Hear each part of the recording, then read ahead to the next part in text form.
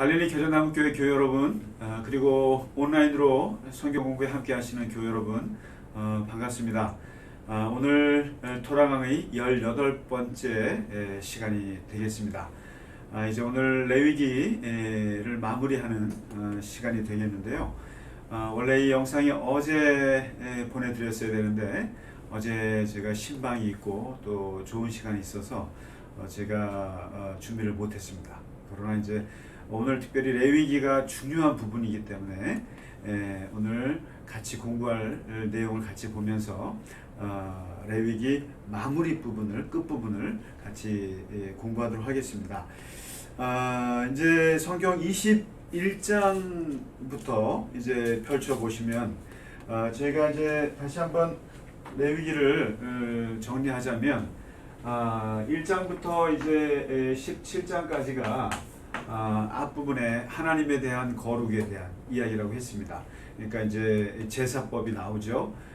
그리고 제사장들을 세우는 위임식도 나오고 또 거기에 사고도 죽는 사고도 나오고요. 그 다음에 이제 18장부터 이제 26장까지 후반부는 일상에서 우리가 어떻게 구별한 삶을 살 수 있는가. 그래서 이제 특별히 요 안에 이제 정결법도 나오고 여러 가지. 그리고 이제 특별히 18장, 19장, 20장에는 그 이웃에 대한 윤리에 대한 부분이 이제 많이 강조되고 나오고 있습니다. 그리고 이제 오늘 그 공부할 21장, 21장에 보시면 이제 21장부터 22장, 그리고 이제 23장, 그리고 또 24장, 그리고 이제 25장 이렇게 나누는데요. 이제 26장은 마무리 이제 그 하나님의 축복과 하나님의 저주에 대한 마무리가 나오고, 여기에 21장부터 22장까지가 그 다시 한번 제사장에 대해서 나와요. 제사장에 대한 이야기가 나오고, 그 다음에 그 23장에서는 이제 우리가 오늘 절기가 나옵니다. 절기가 나오고, 그리고 24장에는 좀 뜬금없긴 합니다만은 그 사고가 나와요. 사건이 하나 나오는데, 이제 요건 좀 그 절기하고 상관없지만, 독특한 사건이 하나 나오고, 그 다음에 25장에 다시 한번 절기의 근원이라고 할 수 있는 안식일, 안식년제도, 그다음에 희년에 대해서 이제 이렇게 나옵니다. 그래서 오늘은 그 절기 부분이 이제 좀 이야기됩니다. 크게 제사장과 이제 절기로 나눌 수가 있는데요. 오늘 21장부터 먼저 22장 한번 보시면 그 제사장에 대한 그 특수 계명이 오늘 등장합니다. 그러니까 우리가 앞부분의 그 8장에서는 이제 아론을 제사장으로 세우고 그 아들들을 준비시키고 또 실습도 하고 그러면서 이제 그 제사장들을 세우는 것이 나오잖아요. 근데 오늘 21장과 22장은 어떻게 보면 제사장의 자격 조건 혹은 제사장이 갖추어야 할 중요한 그 계명이 되는데, 여러분 그 출애굽기 19장에 보시면은 이제 하나님께서 이스라엘 백성들을 끌고 와서 시내산에다 도착시켜 놓고 하나님께서 비전 선포를 하시잖아요. 근데 그 두 가지 비전 선포를 하세요. 내가 이제 이 이스라엘 백성들을 향한 새로운 우리의 비전은 두 가지다. 이게 아주 중요한 것인데, 첫째가 제사장 나라를 만들겠다. 맘므레케트 코하님이라고 합니다. 맘므레케트 코하님, 제사장의 나라. 그 다음에 거룩한 백성, 그러니까 고이 카도시, 거룩한 백성. 이 두 가지의 목적을 말씀을 하세요. 그래서 여기서 이제 특별히 그 거룩한 백성, 그래서 이제 모든 그 계명들이 다 어떻게 다른 이방 민족과 다른가, 거룩한가, 그리고 구별할 수 있는가에 대한 규례들이잖아요. 그 다음에 이제 이 제사장 나라라고 하는 것은 어떻게 보면 그 이스라엘은 이제 모세 때부터 꿈꿔왔던 게 왕이 다스리거나 또는 바로 같은 어떤 그런 그 권력자들이 다스리는 나라를 꿈꾼 것이 아니라 제사장이 다스리는 나라를 꿈을 꿨어요. 그래서 이 제사장의 어떻게 보면 문민 비무장 영적 통치 체제라고 합니다. 그러니까 이게 힘 있는 그 군사력으로 다스리는 것이 아니고 무장되지 않은 그런 그 제사장의 영적인 통치 체제를 이제 심으려고 한 거예요.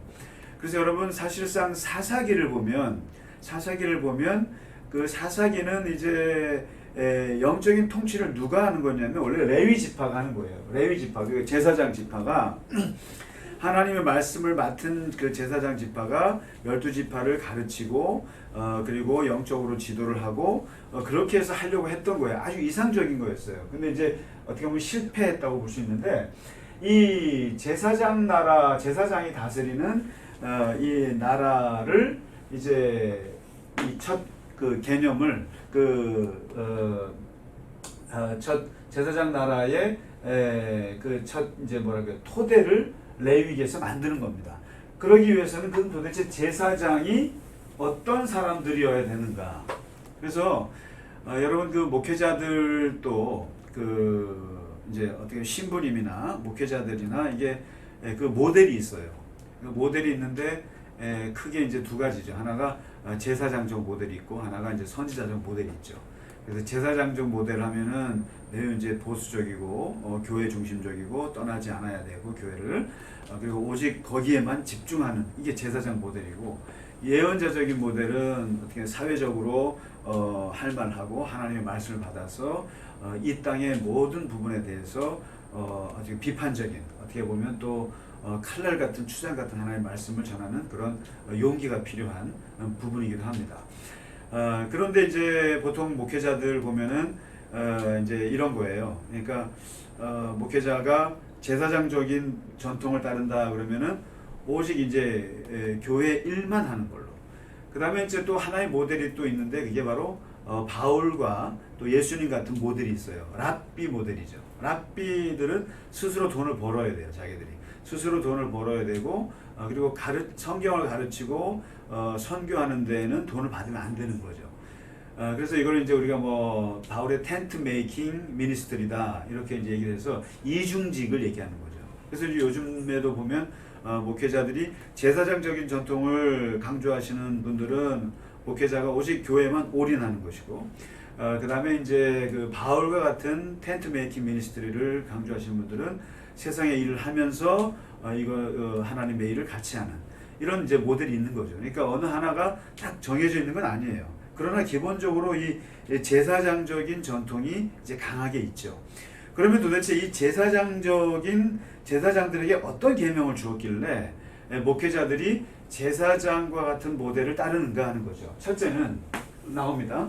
첫째는 사체 접촉 금지예요. 사체 접촉 금지. 이 접촉 신학이 아주 중요한데요. 쉽게 말하면 제사장은 죽은 자에게 손을 대면 안 돼요. 죽은 사람을 만나면 안 돼요. 그래서 장례식을 참여를 못합니다. 그러니까 아주 가까운 가족들의 장례 외에는 그 일반 장례식에 참여를 안 해요. 못합니다. 그리고 죽은 자를 위해서 이제 애도할 때 이게 머리를 깎거든요. 머리를 깎거나 이제 수염을 깎는 게 있어요. 근데 이방 민족들이 하는 건데 여기 보면 제사장들은 수염을 깎거나 머리를 치지 말라고 그래요. 왜냐하면 그것은 죽은 자를 애도하는 방식인데 절대로 애도 금지예요. 죽은 자에 대해서 애도를 하거나 하면 안 돼요. 그리고 장례식에 참여해서도 안 되고 이 말은 뭐냐면 제사장이라고 하는 것은 산자를 위한 제사장이지 죽은 자의 제사장은 아니라는 거예요. 그래서 죽은 자를 위해서 제사장이 뭐 이렇게 장례를 치러주거나 사체를 처리하거나 이거 아니에요. 못해요. 그리고 마치 죽은 자를 만난다고 하는 것은 무당과 같은 영매자의 이제 가능성이 있는 거죠. 그러니까 죽은 자의 영혼을 불러들이고 이런 전혀 제사장은 그런 하고는 이런 관계가 없다라는 거예요. 그래서 이 여러분 요 모세 시대에 내세가 없다는 것을 아셔야 돼요. 그러니까 요 고대 근동 사회에서는 죽고 나서 어디로 가느냐 이거에 대한 개념이 없어요. 없고 특히 이스라엘에서는 현세가 매우 중요합니다. 그래서 제사장은 이 죽은 자하고는 관계없어요. 그래서 이제 예수님께서 제자를 따르려고 할 때 그 아버지 장례 치르고 오겠습니다. 그러니까 죽은 자들로 죽은 자를 장례 치르고 하고 너는 나를 따르라. 그러니까 산자의 하나님이라는 거거든요, 사실은. 그래서 이 사체를 접촉을 금지한다라고 하는 것. 그리고 동시에 성소를 떠나면 안 돼요, 제사장은. 그 성소에만 있어야 돼요. 그래서 이제 아주 그 구별된 지역 내에서만 있어야 한다라고 하는 것. 그 다음에 두 번째 이 제사장에 대해서는 배우자에 대한 그 선택의 조건이 있어요. 배우자 선택을 할 때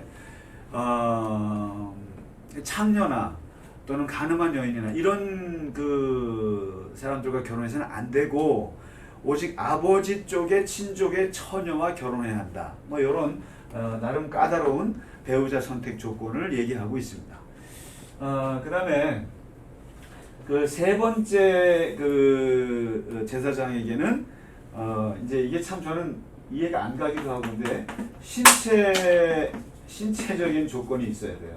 신체적인 조건을 얘기하는데 그러니까 예를 들면 맹인이라든가 그러니까 이제 시각 장애인이라든가 또는 뭐 청각 장애인이라든가 다리를 절거나 오늘날 말하면 이제 이 장애인들이거죠. 뭐 발이 부러지거나 오늘 21장 18절에서부터 21절에 보면 그 등이 굽은 자나 또 못 자란 자나 뭐 이런 아주 오늘날에 보면은 매우 장애인 차별적인 용어들이 많이 있는데 이러한 것들을 흠결이라고 보는 거예요.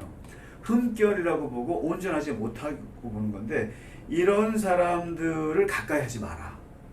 그 다음에 제사장 자체도 이러한 흠결이 있는 사람들, 이러한 신체적인 흠결이 있으면 하나님 앞에 제사를 앞에 나올 수가 없다. 그래서 이제 그 토라라고 하는 것이 이게 어떻게 보면 약간 그 양쪽을 다 얘기합니다. 그러니까 가난한 자와 또 이 아픈 자, 맹인이나 이제 그 시각 장애인이나 이런 사람들을 괴롭게 하지 마라.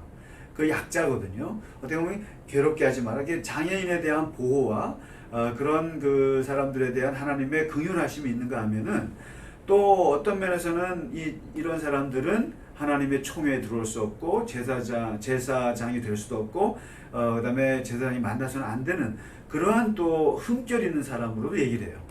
그래서 성경을 잘못 보면 이 구약 성경 특히 토라가 장애인 차별에 대한 것을 보여준다고도 말할 수 있어요. 또 한편으로 보면은 또 장애인을 사랑하시는 하나님의 그 긍휼하심이 또 같이 있어요.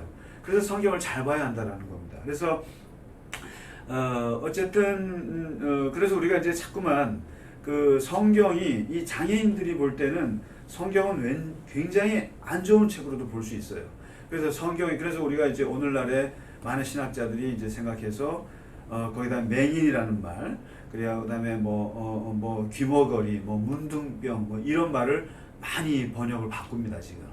굉장히 장애인 차별적인 용어가 성경에 그렇게 돼 있기 때문에 그래서 그럼 우리 스스로도 조심하는데요.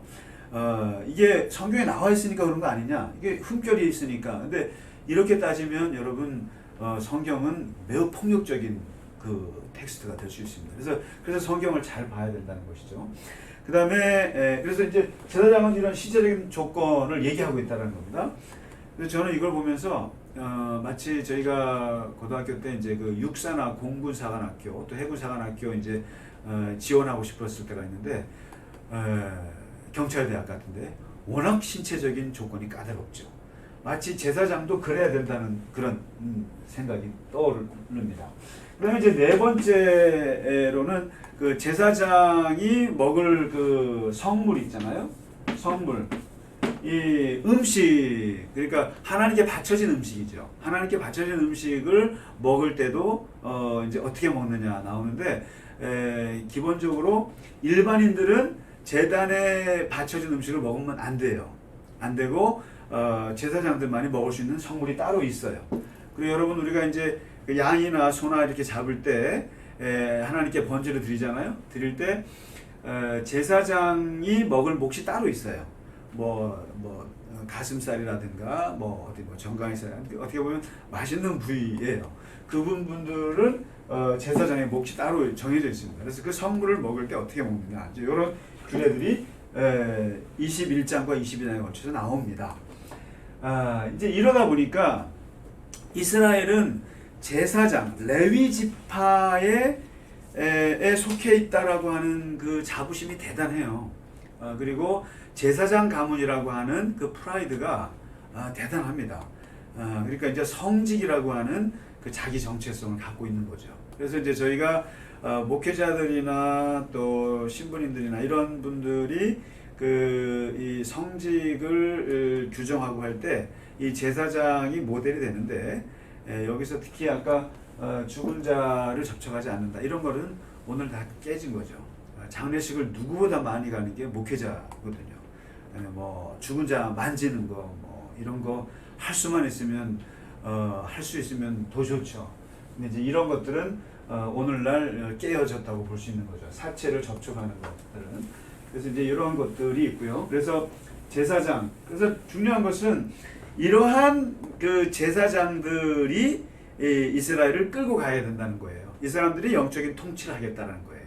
그래서 여기에 토대를 오늘 이제 마련해 주고 있습니다. 이제 그 다음에 23장으로 이제 오늘 중요한 부분인데요. 절기에 대한 얘기 나옵니다. 절기 23장부터. 이게 이제 한 번쯤은 다뤄야 될 중요한 내용인데, 우리가 기독교가 교회에서 지키는 절기가 몇 개 있죠. 가장 중요한 게 이제 성탄절이 있습니다. 예수님이 태어나셨잖아요. 그 다음에 예수님이 부활하셨잖아요. 그러니까 부활하신 것을 이제 부활절 합니다. 이 두 가지 가장 중요하고요.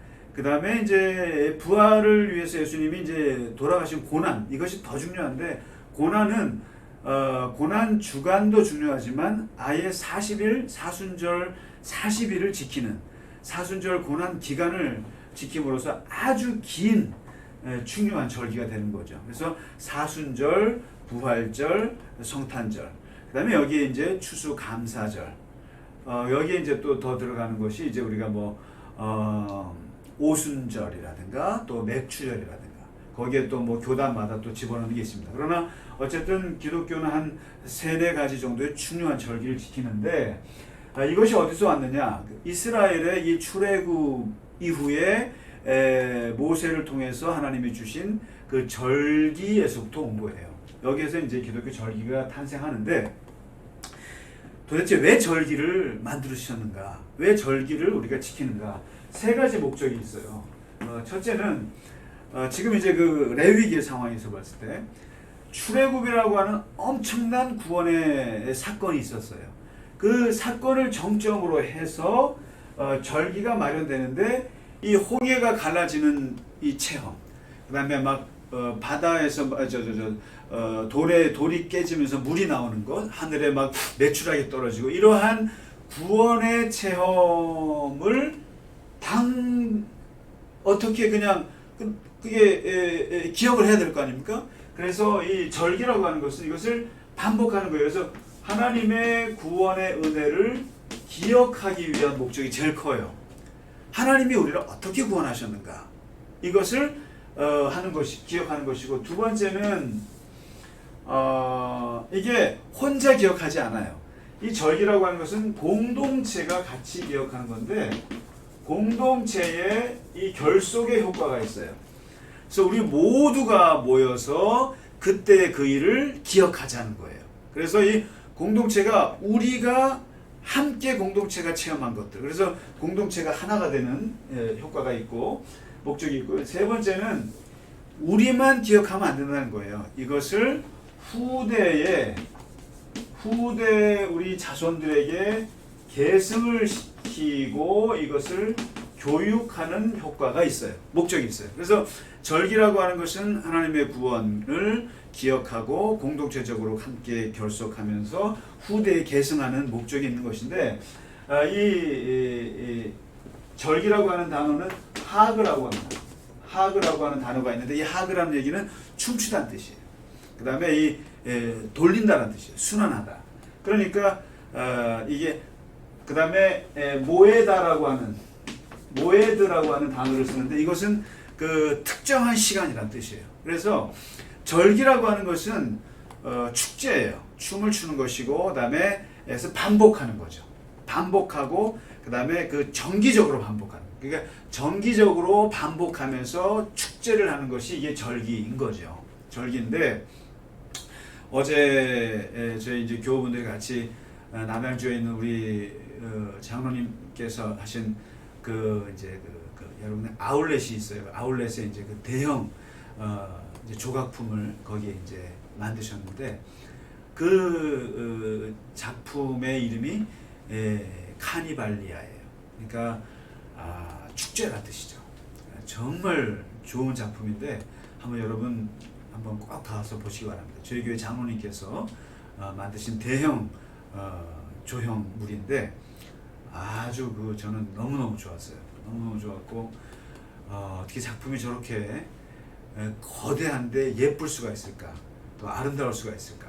그래서 아주 너무나 잘 봤는데 보여드리고 싶은데 못 보여드려서 죄송합니다. 근데 그게 그 카니발리아라고 하는 것이 일종의 이제 축제거든요. 축제라는 뜻인데, 이 축제가 이제 절기의 의미입니다. 이제 레위기, 모든 이스라엘의 절기를 오늘 다 다룰 수는 없고, 레위기에서 얘기했던 것만 중요한 거 말씀드릴게요. 뭐냐면 먼저 6월절에 대한 스나, 6월절과 무교절이 나와요. 무교절. 이거는 이제 우리와 이스라엘은 달이 다릅니다만, 어쨌든 이스라엘의 달로 봤을 때 6월절은 1월 14일이에요. 1월 14일이고, 무교절은 뭐냐면은 바로 이어서 1월 15일부터 21일까지 일주일 동안 지키는 거예요. 그러니까 이 6월절이라고 하는 것은 이 페사흐라고 하는 히브리어인데, 이 단어의 뜻은 넘어간다는 뜻이거든요. 넘어갔다 아시잖아요. 하나님의 그 죽음의 천사가 문설주에 피를 바른 이스라엘 백성들의 문을 넘어갔다 이거죠. 넘어갔고 묵과했다, 죽이지 않고. 나머지 애굽 사람들은 다 죽였잖아요. 장자들을. 넘어가다는 뜻이고, 이 페사크라는 단어 속에는 넘어가다라는 의미는 뭐예요? 보호하다는 뜻이 같이 있죠. 하나님께서 우리를 보호하셨다라고 하는 이 6월절의 구원의 기억을 하라는 거거든요. 그 다음에 그냥 그날만 하루 기억하는 것이 아니라 곧바로 그러면 그때 출애굽하기 전날 무슨 일을 했었나라고 하는 것을 체험을 하는 거예요. 추체험. 그 체험을 따라 해야 되는데, 그게 무교절이에요. 바로 무교절인데, 이건 어떻게 하냐면은 누룩 없는 땅, 무교라는 게 누룩이 없다는 뜻이잖아요. 누룩이 없는 떡을 7일 동안 먹는 거예요. 7일 동안 먹어요. 그래서 이것은 급하게 빨리 하나님의 구원의 그 흐름에 빨리 따라가기 위해서 허리띠를 메고 작대기를 놓고 서서 아주 딱딱한 빵을 이제 떠날 준비를 하기 위해서 먹는, 그것을 그때 출애굽 직전에 그때 상황을 체험하는 것이 다시 무교절이라는 것이 일주일 동안요. 그래서 이 말은 우리가 무교병을 먹음으로써, 그리고 허리띠를 동요 맴으로써 이제 애국과의 완전한 단절을 하고 새로운 광야로, 새로운 미래로 나아가겠다고 하는 그 무교절의 그 의미가 됩니다. 그래서 이런 체험을 하는 거죠. 그래서 이 절기에는 세 가지 아주 중요한 그 규정이 있어요. 첫째는 모여야 돼요. 성회가 있어요. 모여야 되고, 두 번째, 이 7일 동안 또 6월절 무교절 때 항상 불로 태우는 제물을 드려야 돼요. 화제. 이게 뭡니까? 번제잖아요. 번제라고 하는 것은 하나님께 대한 헌신, 그리고 하나님 앞에 우리가 속죄받았다고 하는 것에 대한 감사, 이것이 들어가죠. 그래서 제사를 드려야 되는 것이고, 그 다음에 절대로 모였을 때는 노동 금지예요. 이게 반복적으로 나와요. 그래서 이 절기라고 하는 것은 절기 때 일을 하면 안 돼요. 일을 하면 안 되고 항상 예배를 드리고 모여야 한다라고. 이게 세 가지 근본 원칙이 있습니다. 그 다음에 이제 두 번째 레위기에서 밝히고 있는 절기는 7월 달이 중요합니다. 7월 달에 절기가 세 개가 반복이 돼요. 7월 달에 이루어지는 건데 뭐냐? 나팔절. 여기는 나오시지 않습니다만은 나팔절 7월 1일. 그 다음에 대속죄일이라고 합니다. 속죄일. 모든 국민을 위해서, 모든 백성을 위해서 제사장이 성소에 들어가서 속죄하는 속죄일 7월 10일. 10일에. 그 다음에 이것이 끝나면 초막절이 옵니다. 초막절. 7월 15일부터 21일까지 일주일 동안. 이렇게 해서 7월 달에는 집중적으로 이루어지는데, 이제 나팔절에는 나팔을 불면서 이번 달에는 초막절이 시작된다는 것을 이제 알려주고, 7월 10일에는 이제 이 속죄일에는 모든 백성이 하나님 앞에 나와서 스스로를 괴롭게 하는 겁니다. 나의 죄를 집단적으로 하나님께서 속죄하는 그런 예식을 진행합니다. 그래서 이제 하죠. 이때도 뭐냐면 속죄일에도 원칙이 스스로를 괴롭게 해야 하고, 그 다음에 화제를 드리고 노동 금지, 이 원칙이 있어요. 그 다음에 이것이 끝나면, 속죄일이 끝나고 나면 이제 초막절이 있는데, 이것은 마찬가지로 무교절처럼 그 출애굽에 하나님께서 구원하셨던 것을 이제 밖으로 나가서, 집 밖으로 나가서 초막에서 일주일을 지내는 거예요. 일주일을 지내는 건데, 여기도 마찬가지 원칙이 모여야 돼요. 성회가 있고, 그 다음에 화제를 드리고, 불로 태운 재물, 그 다음에 노동금지예요. 그래서 일주일 동안에 그 텐트에서 생활하면서 이제 그 기억을 하는데, 문제는 이 초막절에 가장 중요한 컨셉이 있어요. 컨셉이 뭐냐면, 초막에 거하면서 힘들게 이러지 말고 여기서는 즐거워하라가 컨셉이에요. 가장 중요한 거예요. 초막절은 하나님의 구원을 기뻐하라. 하나님의 구원. 그래서 이것을 어디서 했냐면 숫곳이라고 하는 곳에서 했는데, 이것이 출애굽에서 첫 번째 텐트를 쳤던 곳이 숫곳이라는 곳이에요. 그래서 이제 애굽의 그 노예 생활을 마치고 광야로 들어가는 첫 출발, 그 광야 여정의 시작을 이 초막절에 재현하는 겁니다. 우리가 광야로 들어간다. 이제 광야로 들어간다고 하는. 근데 이것을 기뻐하면서 하나님 우리를 구원하시고 기뻐하면서 초막절을 지내게 한다, 이겁니다.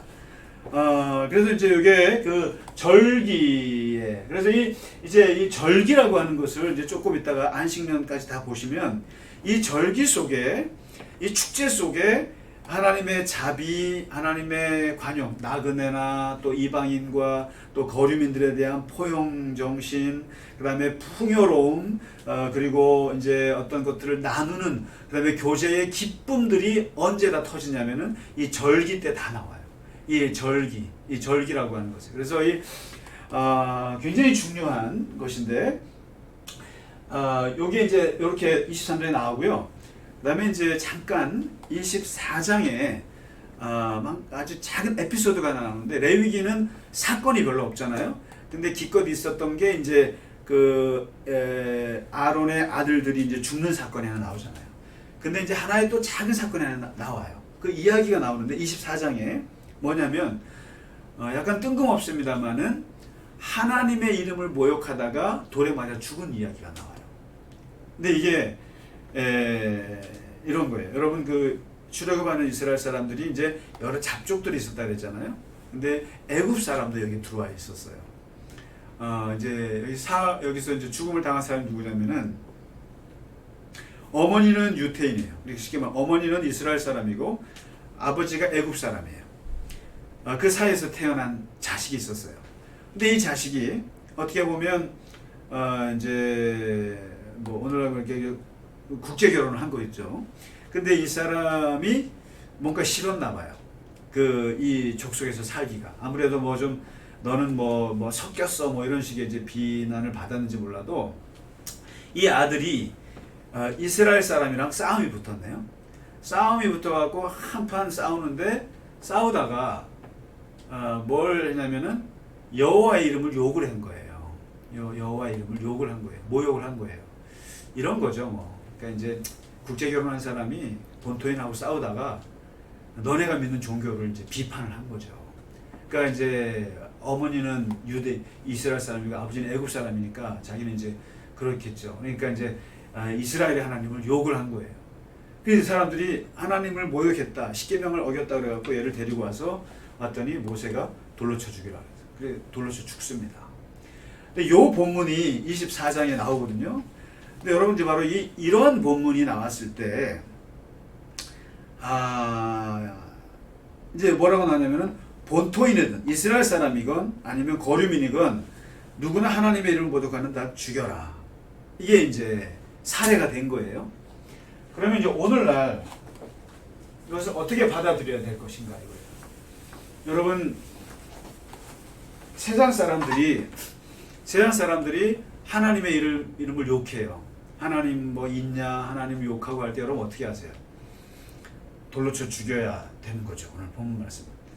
근데 바로 이러한 것을 시대적인 고려 없이 그대로 실천하는 종교가 있어요. 어디냐면은 이슬람이죠. 이슬람.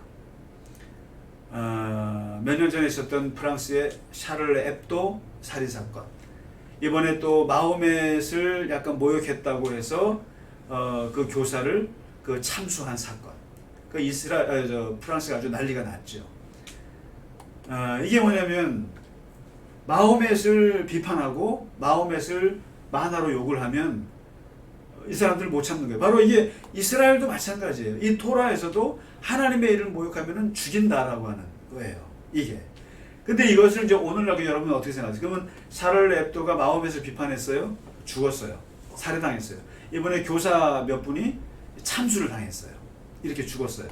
어떻게 생각하세요? 저 사람이 신의 이름을 모독했으니까 죽었어요. 여러분 그렇게 따지면 우리 예수님은요 2000년 동안 욕을 진짜 많이 드셨어요.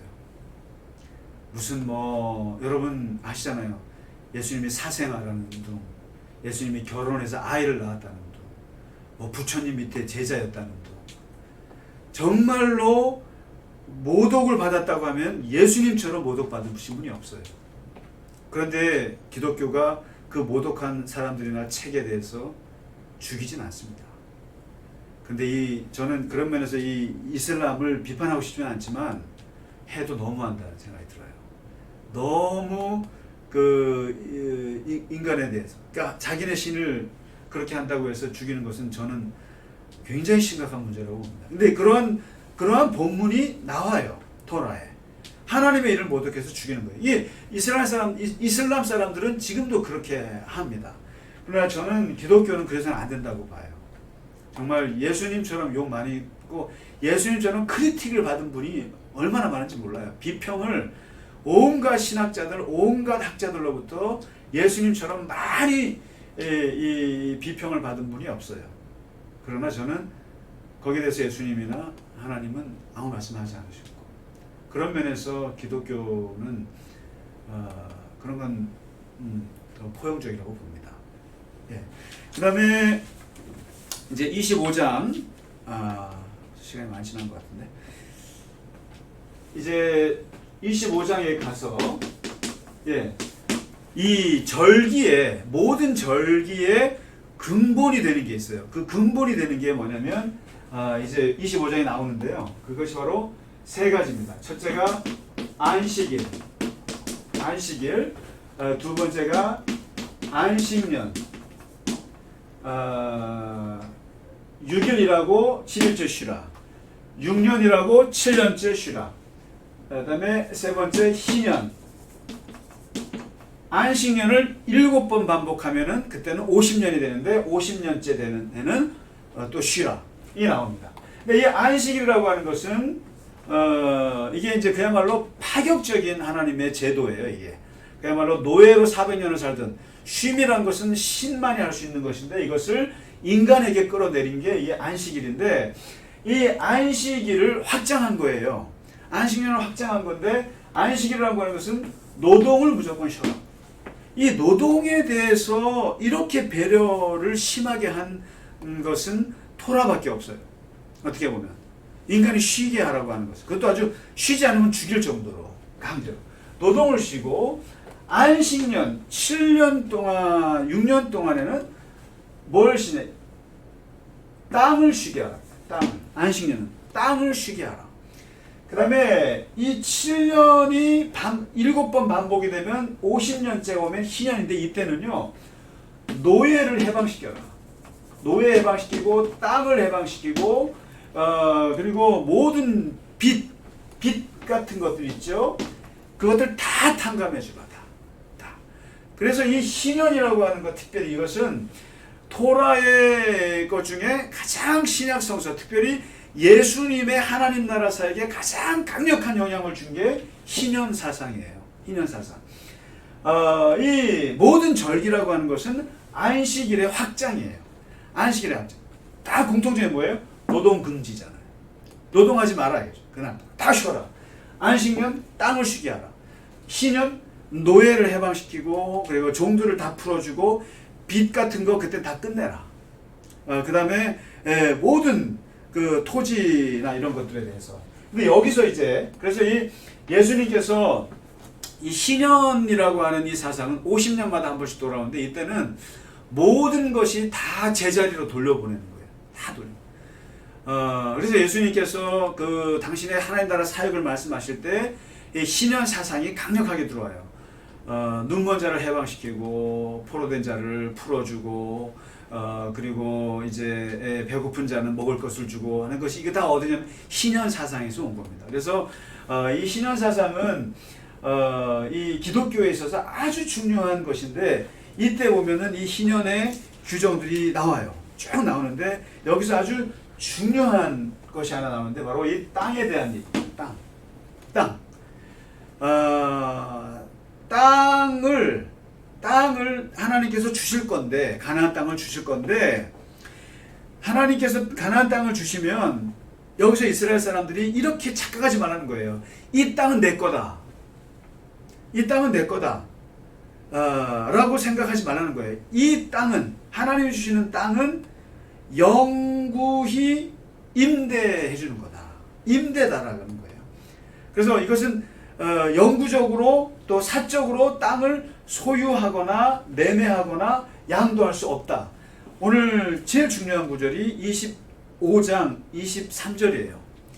여기에 바로 신년의 그 토지에 대한 하나님의 사상이 나오는데, 토지를 영구히 팔지 말 것은 토지는 다 내 것임이니라. 토지는 하나님의 것이다. 그 다음에 너희는 거류민이요 동거하는 자로서 나와 함께 했느냐. 너희는 그 땅을 임대하는 세입자다. 세입자고, 그리고 너희는 이것을 함부로 소유할 수 없다. 그러니까 땅을 사용하는 사용권, 땅을 경작하는 경작권은 주지만 소유권이나 양도권이나 매매권은 없다라는 거예요. 그래서 이 토지는 오직 하나님의 것이다 라고 하는 강조가 여기에 나와요. 그러면서 너희는 거류민이다. 그러면서 이게 뭐냐면, 이 거류민이라고 하는 게르라고 하는 단어를 씁니다. 그러니까 너희 안에 들어와 있는 이방인들도 게르예요. 거류민이지만 근본적으로 너희도 내 앞에서는 거류민이다. 다시 말해서 하나님께 빌붙어 사는 게르다라는 거예요. 게르, 이스라엘. 그러니까 이스라엘 사람들에게 하나님께서는 너희가 무슨 뭐 이 땅의 주인이다 이런 생각하지 말라는 거예요. 하나님께 빌붙어 사는 게르다. 여러분이나 저나 다 게르입니다. 게르. 게르기 아니고요. 게르입니다. 하나님께 빌붙어 사는 나그네예요. 나그네. 하나님께 빌붙어. 이방인도 게르고 이스라엘도 게르죠. 그렇기 때문에 너희에게는 어떠한 땅의 소유나 매매나 사적인 소유는 안 된다라고 하는 것이에요. 그래서 바로 이 사상이 신현 사상의 핵심인데, 그야말로 50년이 딱 되면요, 예를 들면 땅을 가지고 있던 사람들 다 원주인에게 돌려줍니다. 다 돌려줘야 되고, 그다음에 이방인이 이제 노예로 삼았으면 노예 다 돌려줘야 돼요. 원래 돌아가야 되고, 그래서 한 가문이 가난하더라도 노예로 살더라도 세습되지 않도록 한다는 거예요. 가난이 대물림 되지 않도록. 그리고 50년, 아무리 길어도 50년이면은 다 자기의 자유인으로 돌아올 수 있는 거예요. 이거는 엄청난 공동체의 복지 제도예요. 엄청난 사회 변혁적인 제도예요. 이게 희년이에요. 오늘날 보면 우리가 가난도 대물림되고 부도 대물림하려고 하잖아요. 그런데 이 희년 사상에 따르면 50년 만에 다시 밭갈이가 되는 겁니다. 돼요. 그 다음에 부당한 이득을 취했던 사람도 이자를 받지 못하고 종으로 삼을 수 없는. 그래서 다시 원상태로 돌아. 이게 희년 사상인데, 그래서 희년은 어떻게 보면 엄청난 회복의 하나님의 사상이 되는 겁니다. 그래서 이제 특히 여기서 토지에 대한 부분이 나오는데요. 이 토지에 이 희년 사상에 영향을 받은 분들이 바로 영국의 자유주의 경제학자인 존 로크라고 하는 학자에게 영향을 줍니다. 그리고 영향을 가장 많이 끼쳤던 분이 19세기의 미국의 기독교 사상가이죠. 그 헨리 조지라고 하는 분이 있어요. 헨리 조지라고 하는 분이 그 Progress and Poverty라고 하는, 그러니까 진보와 빈곤이라는 엄청난 책을 써요. 그 책이 이제 오늘날 기독교 그 운동을 하시는 분들에게 엄청난 영향을 주는데, 토지 운동. 거기서 뭘 말하냐면은 바로 토지 단일세론. 그러니까 다른 세금 다 없애고 토지세로만 나라를 이제 다스려보자, 이런 이제 그 주장을 하는데 굉장히 진보적인 얘기를 했어요. 근데 이 헨리 조지의 책에 영향을 받아서 오늘날 우리가 그 정치계에서 하는 것이 바로 안에 들어보셨을 거예요. 토지 공개념이 거기서 나옵니다. 토지 공개념. 그러니까 토지를 사유하지 말라. 사유하지 말고 이것을 이건 그렇다고 해서 이제 공산주의처럼 뭐 국유화하거나 이런 개념이 아니잖아요. 아닌데 이러한 사상, 토지 공개념이라고 하는 거, 그 다음에 이 헨리 조지의 이런 그런 토지의 단일세론, 이러한 것들이 어디서 나냐면 바로 여기에 레위기에 있는 말씀을 받은 거예요. 땅은 하나님의 것이다 라고 하는 거예요. 사실상 오늘날 우리나라가 부동산 문제, 이게 심각하잖아요. 이 모든 게 뭐냐면은 사적 소유라고 하는 거예요. 그러니까 여러분, 이런 얘기 나오면 야, 얘는 자본주의다, 얘는 공산주의다, 이렇게 진영으로 나눌 게 아니라 근본적으로 성서에서는 땅이라고 하는 것은 하나님의 소유라고 하는 거예요. 이것을 어떻게 이 땅에서 우리가 잘 해석할 수 있느냐가 문제지, 무슨 뭐 공산주의자니 자유주의 이렇게 따질 문제가 아닙니다. 이 땅에 대해서. 그래서 여러분, 환경학자들이 말하는 그 우울한 예언이 있습니다. 뭐냐면 이 네 가지가 소유화되면 지구가 멸망한다라고 하는 거예요. 뭐냐면 첫째가 땅이 사유화되고, 두 번째가 물이 사유화되고, 세 번째가 공기가 사유화되고, 그다음에 햇빛이 사유가 되면 지구는 멸망할 거다. 그러니까 이게 바로, 그러나 이제 이 땅이 사유화된 것은 오래됐어요, 벌써. 그다음에 물이 이제 벌써 돈으로 판매가 되는 거고, 이제 공기는 모르겠어요. 그다음에 햇빛까지 이제 이게 팔거나 이렇게 되면 굉장히 심각해지는 것인데, 이 땅이라고 하는 것이 중요한 것은 하나님이 주신 선물이라고 하는 개념입니다. 성경으로. 그래서 오늘날 이 땅의 문제, 이것은 사실 토라가 아주 획기적인 말씀을 우리에게 해주고 있다. 이것이 어디에 나오냐면 레위기 오늘 25장에 이 신년을 얘기할 때 강조해주고 있습니다. 그래서 오늘 굉장히 강의가 좀 길었는데 레위기가 그냥 흘려보낼 수 있는 책이 아니라고 하는 것입니다. 그리고 이 레위기라고 하는 이 책은 예수님의 하나님 나라 사상에 어마어마한 지대한 영향을 주었고, 예수님께서는 이 레위기에 있는 것들을 폐기할 것들은 폐기하시고 이어받을 건 이어받으셨는데, 폐기한 것은 뭐냐면 정결법은 폐기했다고 봐요. 그러니까 뭘 먹어라, 뭘 만지지 마라, 이런 것들은 정결법은 오늘날 폐기가 되고, 그 다음에 제사법, 그거 그대로 따르지 않습니다, 오늘날에. 그 다음에 성소 관련된, 성전 관련된 것도 오늘날에는 별로 의미가 없어요. 그러나 두 가지 강력하게 오늘날 우리에게 더 레위기의 영향을 받은 것이 바로 이 십계명의 사상이나 그다음에 이웃을 내 몸같이 사랑하라고 하는 거룩의 윤리, 그다음에 신현 사상, 이것은 예수님의 산상수훈에서 다시 더 강하게 녹여나고 있다라고 하는 거 오늘 같이 공부했습니다. 오늘 좀 긴 시간 같이 레위기를 공부하신 여러분 수고 많으셨고요. 다음 주부터는 민수기 이제 공부 들어가도록 하겠습니다. 오늘 고생 많으셨습니다. 감사합니다.